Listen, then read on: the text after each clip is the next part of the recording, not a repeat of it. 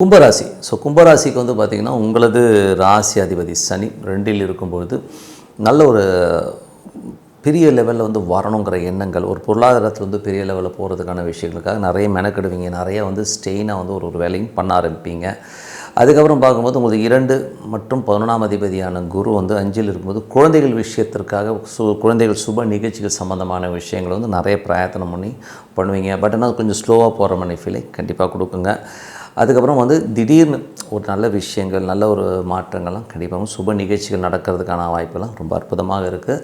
அதுக்கப்புறம் பார்க்கும்போது ஒரு 3 மற்றும் 10ஆம் அதிபதியான செவ்வாய். 3 மற்றும் 10ஆம் அதிபதியான செவ்வாய் வந்து 11ல் இருக்கும்போது நிறைய உங்கள் முயற்சியில் ஒரு பெரிய வெற்றி கிடைக்கும்.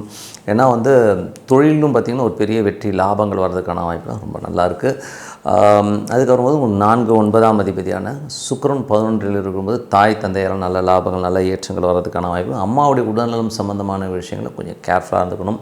அப்பாவுக்கும் வந்து நிறைய பிரயாணம் பண்ணுற சூழ்நிலையை நிறைய ஏற்படுத்துங்க.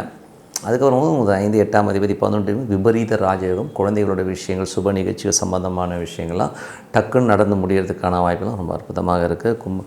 அது மட்டும் இல்லாமல் அது வந்து பார்த்திங்கன்னா சடனாக முடிஞ்சிடும். நம்ம எதிர்பார்க்கவே இல்லை, அதுக்குள்ளே வந்து ஒரு நல்ல ஒரு விஷயங்கள், நல்ல மாற்றங்கள் வர்றதுக்கான வாய்ப்பு ரொம்ப அற்புதமாக இருக்குது.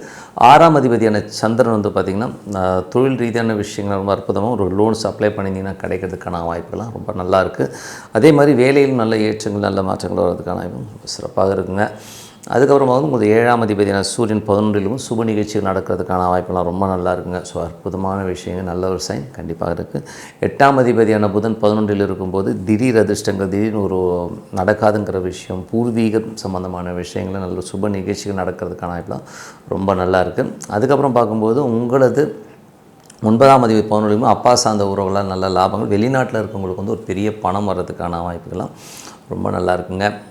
அதுக்கப்புறம் பார்க்கும்போது உங்களது 9ஆம் அதிபதி வந்து வெளிநாடு சார்ந்த விஷயம், தொழில் ரீதியான விஷயங்கள், பெரிய லாபங்களையும் பெரிய ஏற்றங்களையும் கொடுக்கறதுக்கான வாய்ப்புலாம் ரொம்ப அற்புதமாக இருக்குங்க.